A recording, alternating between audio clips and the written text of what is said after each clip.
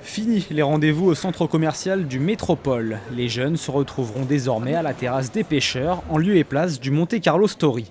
Dans ce nouveau QG, l'association fondée en 1986 par Stéphane Valéry continue à accompagner les jeunes dans différentes démarches. Le local de la JM est situé à mi-chemin entre le lycée technique et le lycée Albert Ier, un emplacement idéal pour les jeunes.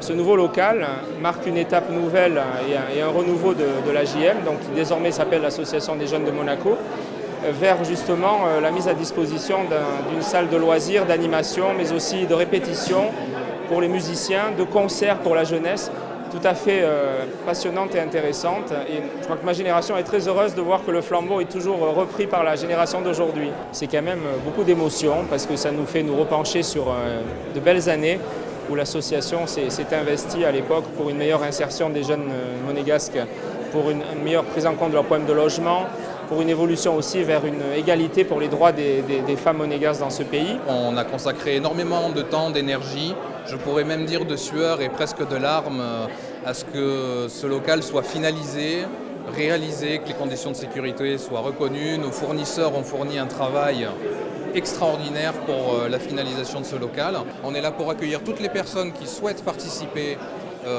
aux activités, à la vie de la principauté. Et je pense que c'est surtout très important que ça se sache, enfin, parce que c'était déjà le cas il y a de nombreuses années. Et on a fait le nécessaire pour que tout le monde puisse le comprendre vraiment aujourd'hui.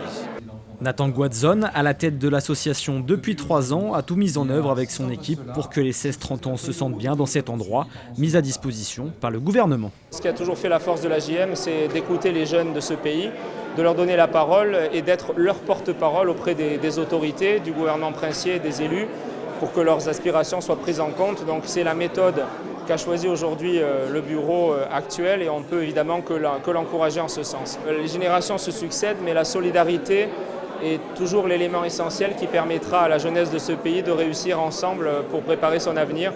Donc très heureux de voir que l'esprit des fondateurs souffle toujours sur les dirigeants d'aujourd'hui.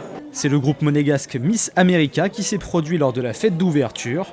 Greg, le DJ historique de la JM, était également de la partie.